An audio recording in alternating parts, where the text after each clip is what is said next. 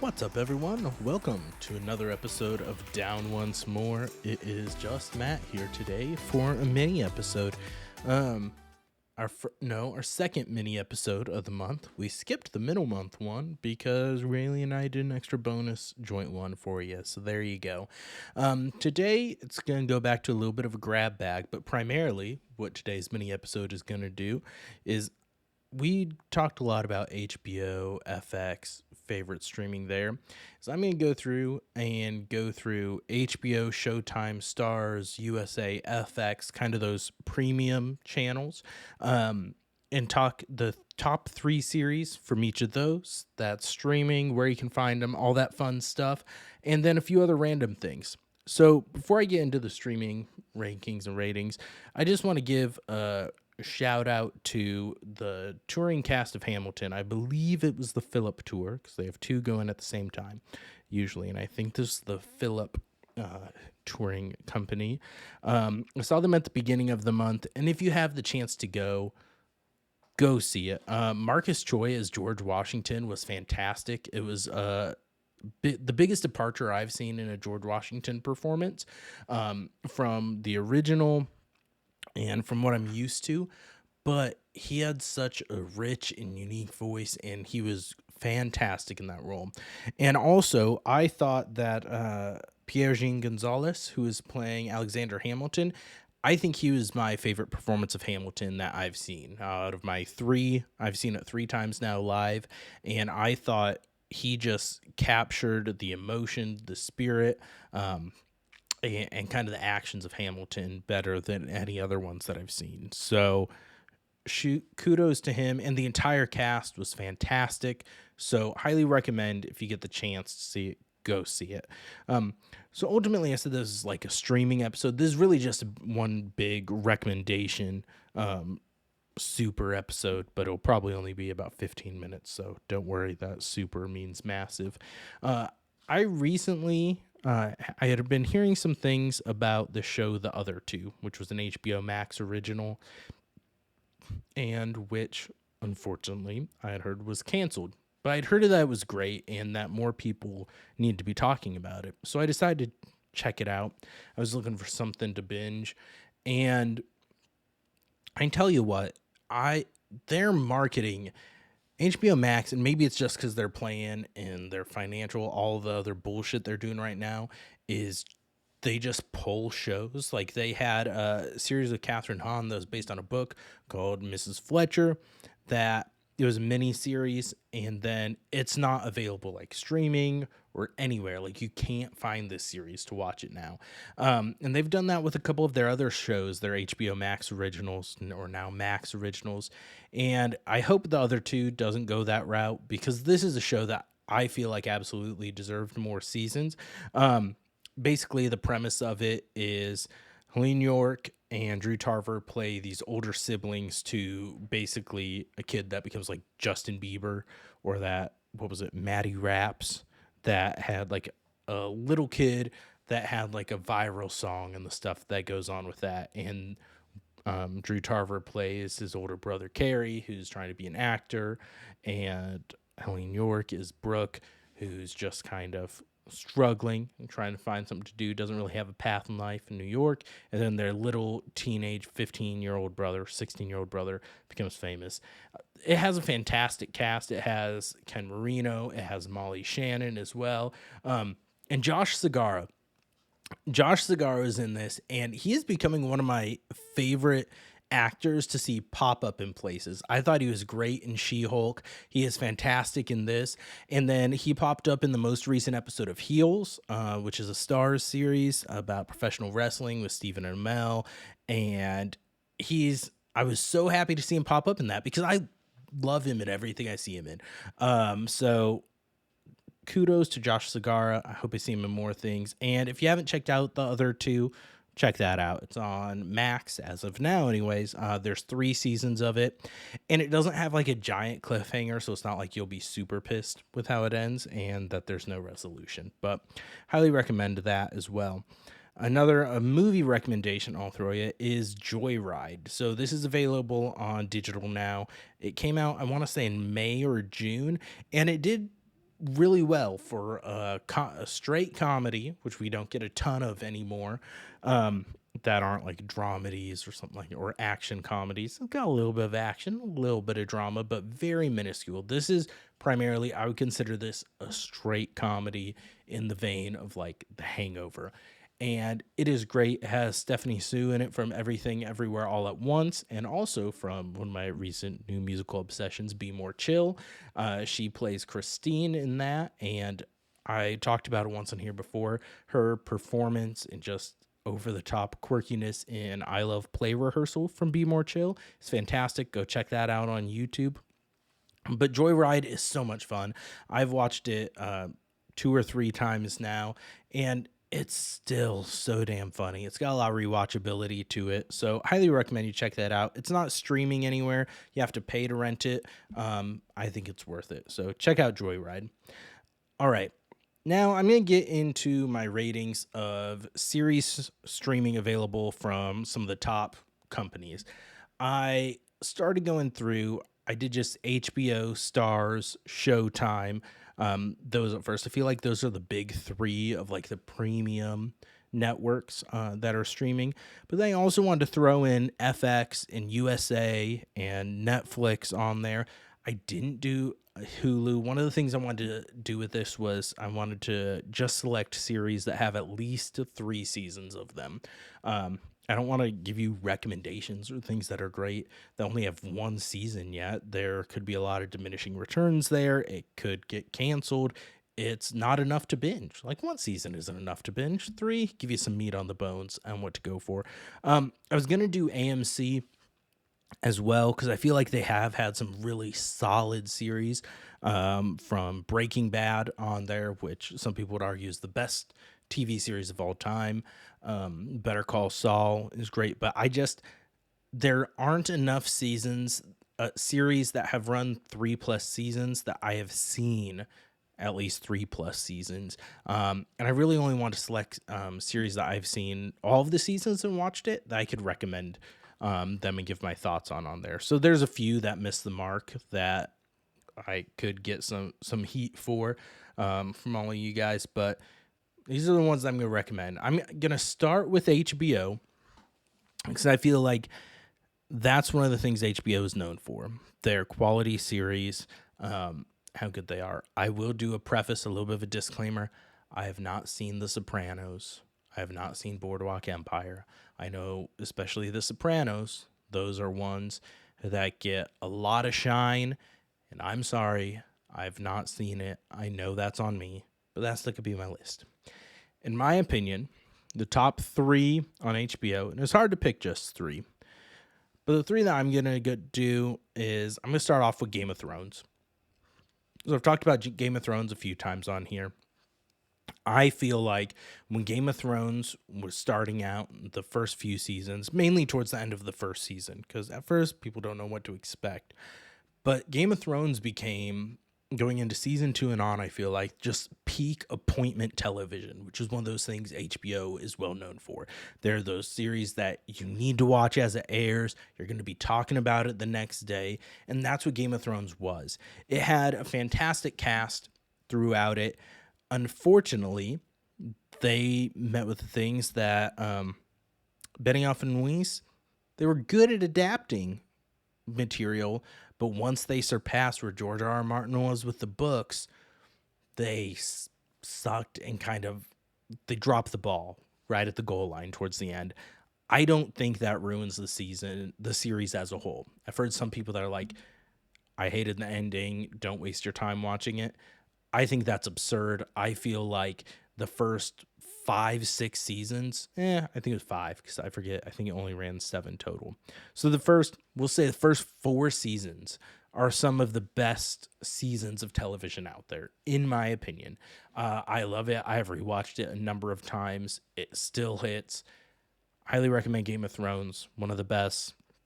That's the first one I'm going to hit with HBO. I'll do some honorable mentions for each network as well on here. Second, I'm going to give it to one I have only watched through once, but that's going to be Veep. Veep, and with Julia Louis-Dreyfus as Selena Myers, and her kind of run from being the vice president and all her political things, just kind of behind the curtain in Washington in a comedic way, almost like I was gonna compare it to like House of Cards is taught about shitty politicians and all the shady stuff going on in Washington in a very serious way. This is kind of the same thing, but not its evil twin or anything. But it's the comedic version of that. There's so much shady, underhanded shit, and these people are shitty people, but it is in such a comedic way. Jonah Ryan is one of the all-time TV characters, in my opinion. Has some of the most absurd lines and so recognizable. That actor is in, I don't know the actor's name. I just know him as Jonah Ryan. He shows up in Joyride, and it's great. So Veep, it's my second out of 3 from HBO. My third one here, this is tough. I'm going to do Succession.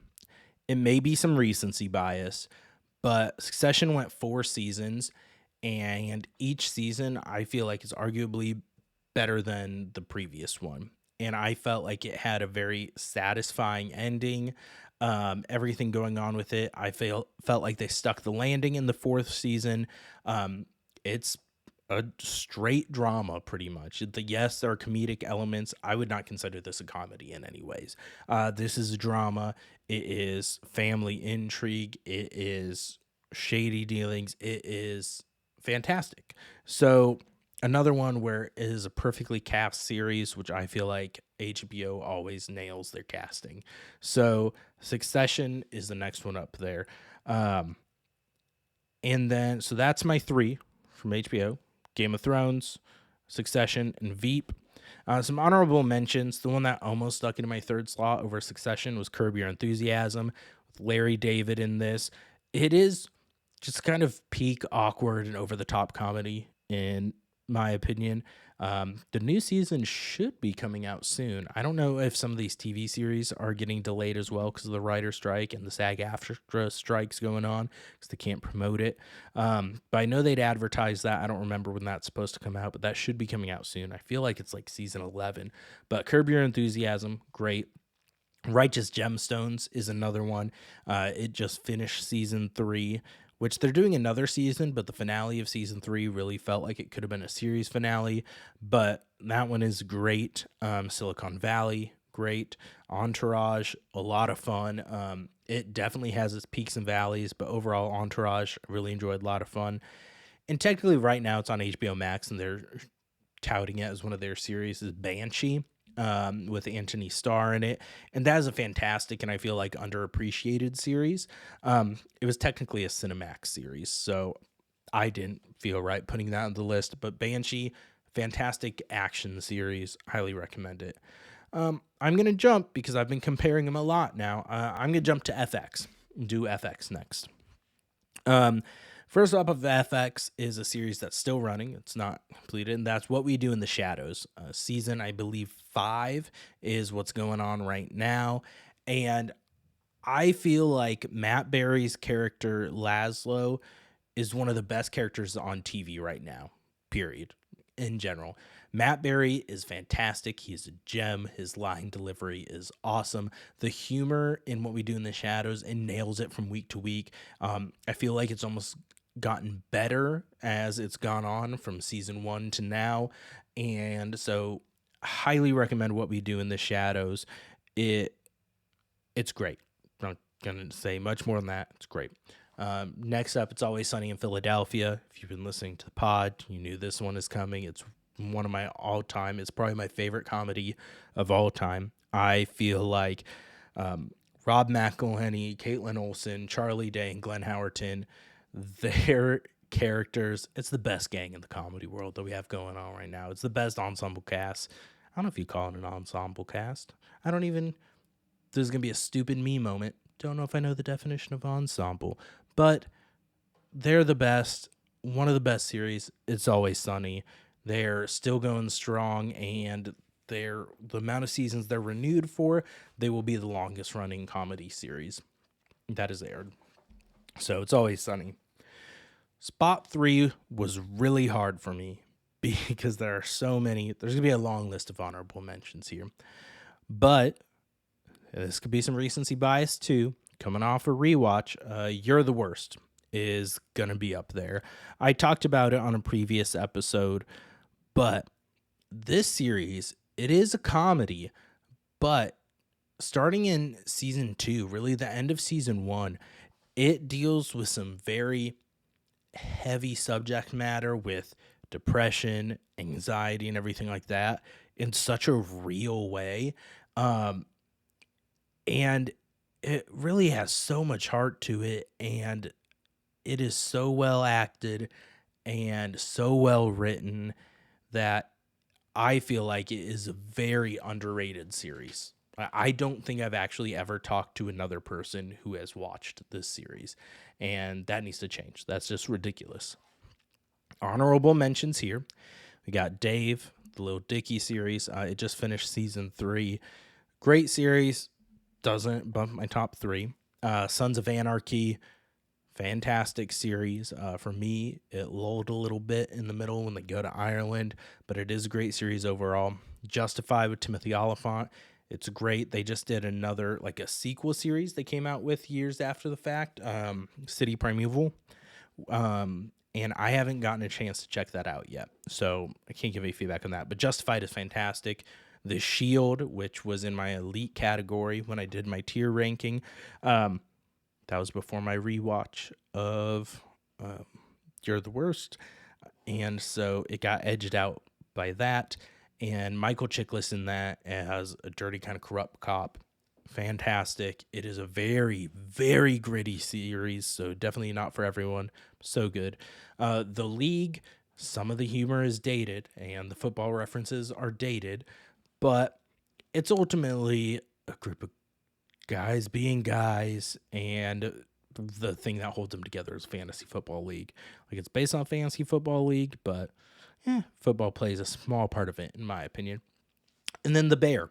The Bear, I think, is a almost perfect series. It was in my elite category of the tier ranking.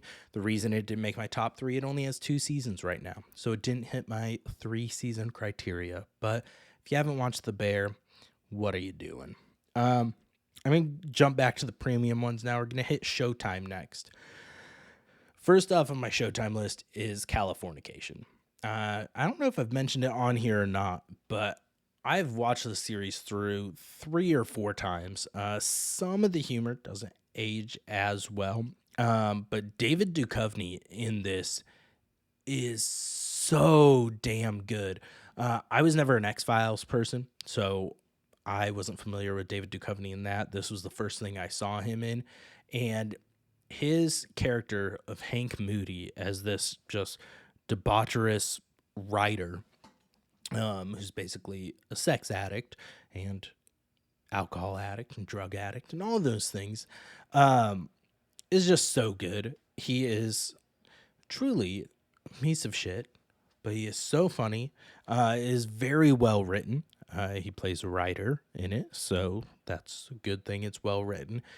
It has a great supporting cast, some great supporting characters, and really one of the most insane openings to a first episode of a series that if you watch that and you're like, yeah, this isn't for me, I quit watching, because that's really tells you what you're getting in for the series in this. It's one that the pilot really sells you on what you're getting for, but highly recommend it. And Showtime you can get as an add-on on pretty much all these streaming things. So if places aren't streaming, so like the HBO stuff, obviously streaming on Max, so check it out there. Showtime, streaming on Showtime, the add-on there. Starz, streaming on Starz.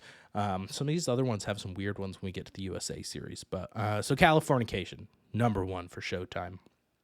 Number 2 is one that I'm doing a rewatch on currently, actually, and that's House of Lies. I feel like I don't hear this talked about as much, and it has Don Cheadle, Kristen Bell, Ben Schwartz, and Josh Lawson playing management consultant Pod. And it is it's fourth wall breaking with Don Cheadle directing and talking to the audience. Um, and it's a dramedy.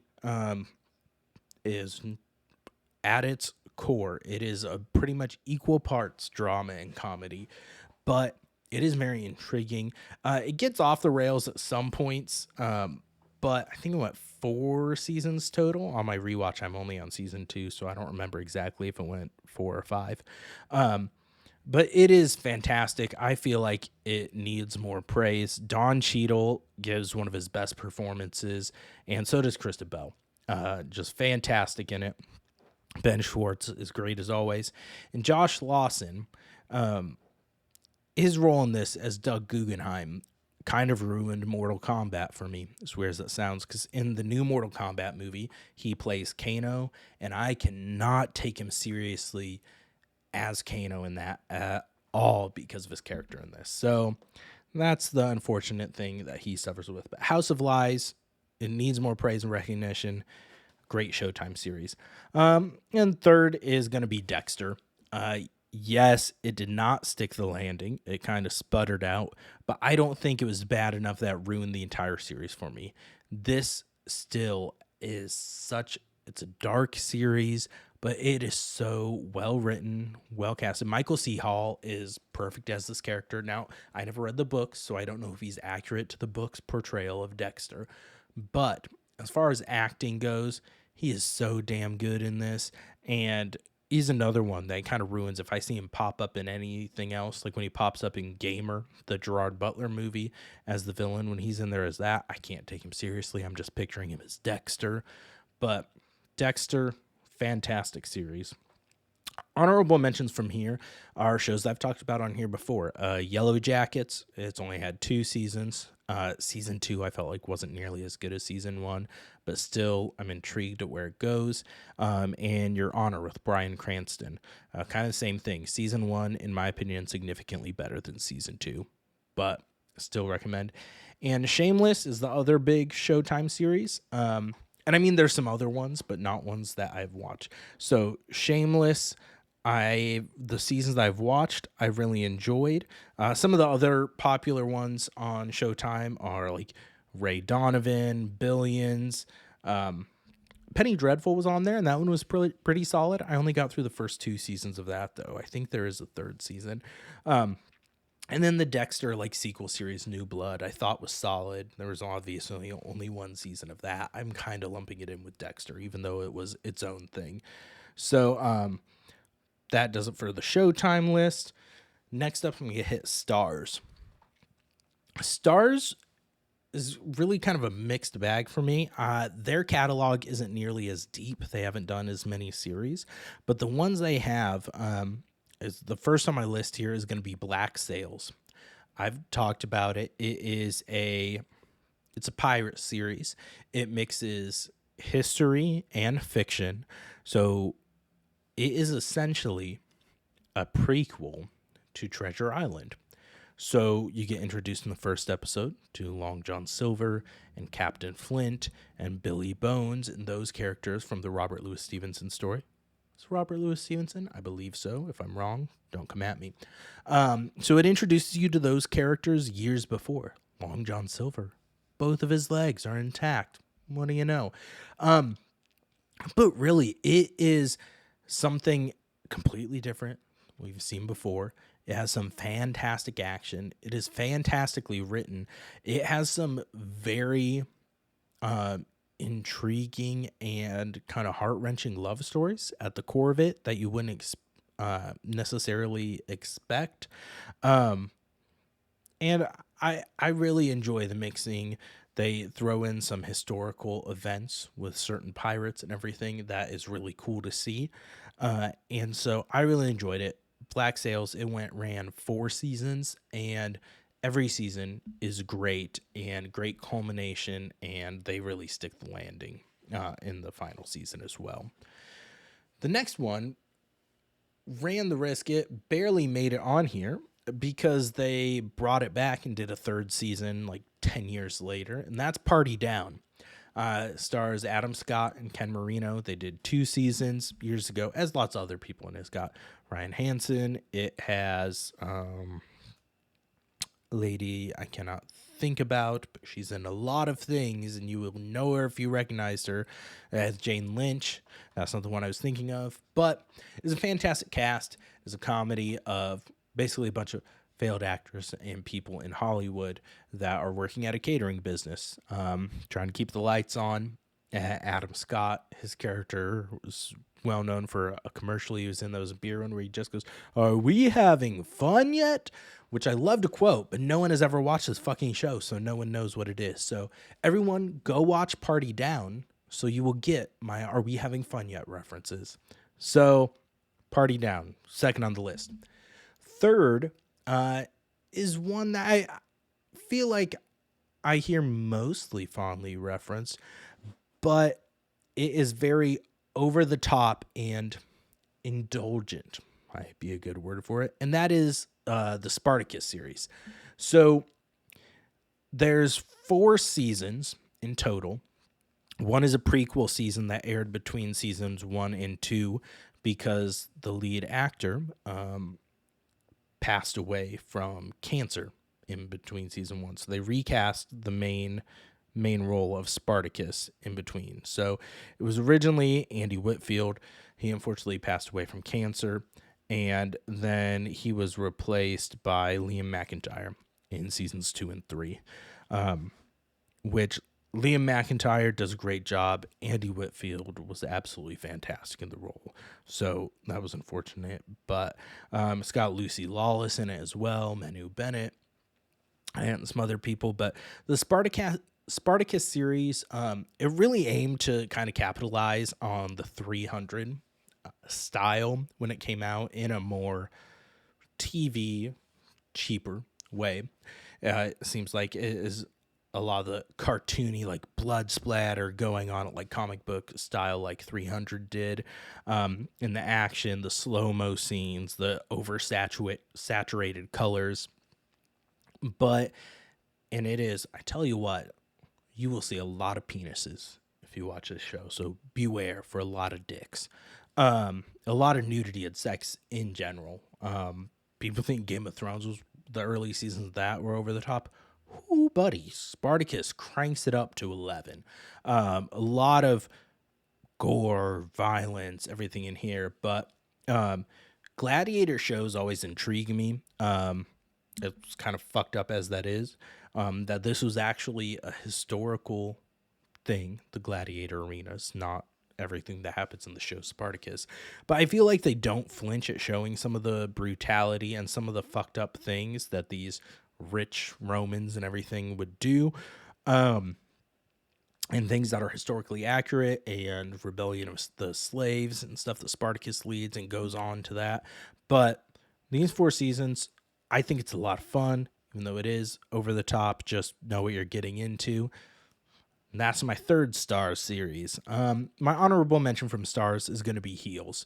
I've referenced it a couple times on here. It is the pro wrestling drama. It was written by Michael Waldron. It's kind of his pet project that he'd wanted to do. This was his dream thing. He loved professional wrestling, and especially like the indie professional wrestling. And so this is his love letter to that. He was a writer of Loki, season 1 and 2. Season 2 is supposed to be airing later this year. He did a fantastic job with that. And they came out with this. Stephen Amell is good in the lead role. I like Stephen Amell. He has a love for professional wrestling as well. He was decent in Arrow.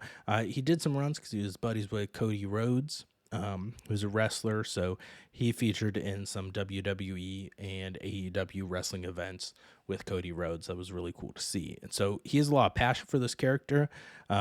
He got himself in some hot water recently for saying some stupid comments and everything with the strike going on.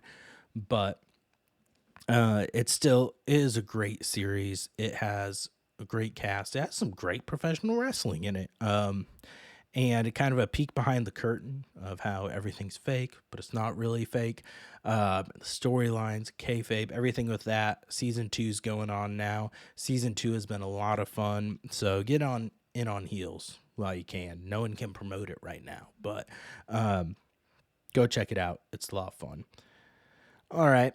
That does it for the kind of premium channels. Now to get into some of the other ones, I'm gonna do Netflix next, and then close out on USA.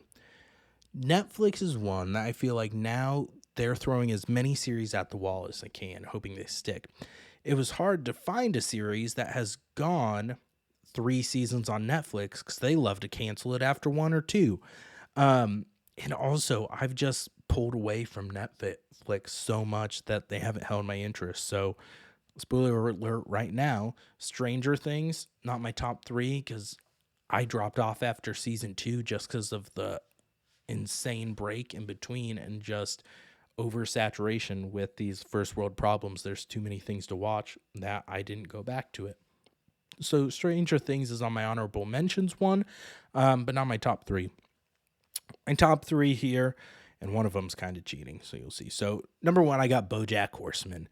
This is probably the most depressing comedy that exists, especially an animated comedy, but it has some real punch you in the gut emotional moments that really make you think, but it is just very cleverly and well written. Will Arnett does a fantastic job of voice acting the role of BoJack Horseman. The entire voice cast is fantastic. Aaron Paul's in there too, and also Allison Brie. But it is so good, but man, is it depressing. So know what you're getting yourself into. But it's, in my opinion, it's one of the best ones out there on Netflix. The second one I'm going to go with is the Daredevil series. Yes, it is no longer on Netflix. It is now on Disney Plus. But Charlie Cox is fantastic as Matt Murdock Daredevil. This was the first series that came out in a partnership with Netflix and Marvel for a more grittier series, rated mature. It has some fantastic one-shot fight scenes in it. Season 2, the introduction of John Bernthal as the Punisher is fantastic. And it ran 3 seasons, and it was great. It's on Disney Plus now, so check it out there if you want to watch it. But when it first came out, it was a Netflix original, so Daredevil's where it's at. The third one I struggled with because I felt like it really dropped off, and I felt like it was hard to find one that went 3 seasons, like I said. I'm going with Orange is the New Black. I'll be honest, I never watched the last season. It got very real and very dark and very hard to watch kind of towards the end with all the stuff going on in the prisons that you're like, it's fucked up because this stuff actually happens. The first few seasons had a little bit of that, but it was ultimately a comedy at its heart. And then towards the end, felt like, man, it kind of almost pulled the rug out from you a little bit. And this is a heartbreaking drama. But the first few seasons and the characters in this are great. And I do need to go back and finish it because I did enjoy the first few seasons as it went. But Orange is the New Black, that's to be my third one. Now, I've heard Ozark is great, and I know that went 3 seasons. I haven't watched a single episode of Ozark, so I couldn't put it on here. I've heard Glow is great, and that's like right down my alley, or right up my alley, where dealing with professional wrestling, and I haven't gotten around to watching it yet. Big Mouth is on there. I think Nick Kroll, it's the animated comedy about teenagers going through puberty and hormone monsters and everything. It is very well written. It is hilarious, but sometimes it's just almost too juvenile. So it didn't make my top 3, but it is hilarious, well written, but it's not one you can watch with people. It is very adult and not safe for work. There are lots of dicks in that too that are drawn. But that does it for there. Now we're going to close it out with USA.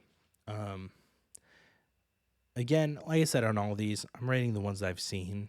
I know there's some that, I'm going to lead this off with this.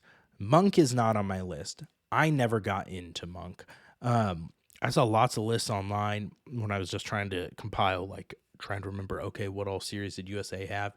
They have Monk at the top of the list. And to me, that is absurd. It never hit with me. Burn Notice is another one that I know people love. I only saw a few episodes here or there. I have not watched all of it, so I can't add that to my recommendation list. Um, so first on my list, I've got Psych. I think James Roday and Dule Hill in this, as well as Timothy Omundson and Maggie Lawson, are fantastic. It is one of the first series that I remember watching in like high school and on. And just watching it consistently every week when it came out, it was always great. You got to play Spot the Pineapple because they have a pineapple in every episode, so be on the lookout for that. But it is fantastic. It is very well written. Premise of that, if you're not aware, this guy, Sean Spencer, whose dad was a cop. He pretends to be a psychic to help the police. He would observe things on the news. This isn't a spoiler. This is from the pilot. He'd observe things in the news, call in, give tips to the police to help him solve the case because he's hyper observant. So it's like a comedy version of The Mentalist. If you ever watch The Mentalist on CBS, but he would call in. The police think he was in on this because he's calling and giving tips too many times. So he tells them he was a psychic, and then he has to keep up the charade and become the psychic for the Santa Barbara Police Department. Psych is streaming on Peacock and on Amazon Prime right now. So this is an interesting. USA is the one where I said we're streaming. It gets weird. You would think they would all be on Peacock because that is an affiliate of USA and they own it, but it's not. It's weird. So Psych, Prime, and Peacock. Next up is Suits. Suits is all the rage right now. It's all in the news because Netflix has been promoting it like a motherfucker. And so it's one of their top viewed series right there. Fun fact, Netflix does not have the final season of Suits. It does not have season 9. Netflix only has seasons 1 through 8. And then seasons 1 through 9 are on Peacock. So there's on Netflix and Peacock.